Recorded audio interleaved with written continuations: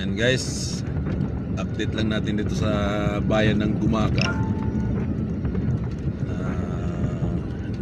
Dito naman nila pinapadaan guys yung loaded. So ilang ilang linggo na, mga isang buwan na guys mahigit. Tingnan natin kung ano na update sa ginagawa nilang kalsada. So sana tibayan na nila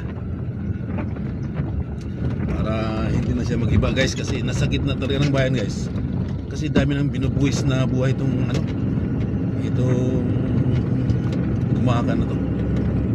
Kailangan sulit na para hindi na gagayahin nila yung buhos ng ng expressway. Hindi yung bubulsa nila yung budget. Kung maaari lang lagyan nila ng yan, bakal para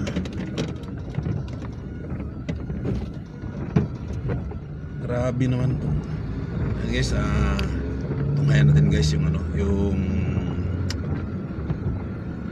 ginagawa nila doon. Naghukay sila dito. Isisiminto daw nila yung highway dito sa bayan ng Gumaka, sa sentro. So ayan guys, tumayan natin yung ginagawa nila kung nakabuhos na ba. Isang buwan na guys.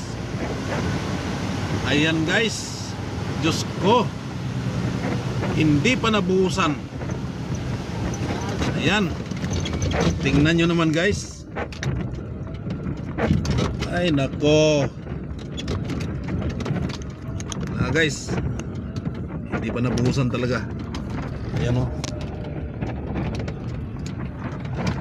sinapinan nila guys. Ayan guys,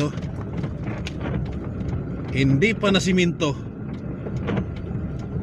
Grabe naman. Isang buwan na. Kung gusto nilang tapusin agad, tapos agad yan eh. So ano ba hinihintay nila? Diyos ko. Ay Gumaka, bilis-bilisan nyo naman at nako, kawawa naman yung mga tao na na-aksidente dyan sa bypass ginawa nyo. Ay, dumaan ako dito.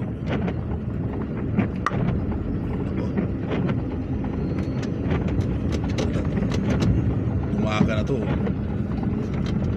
Ay nako.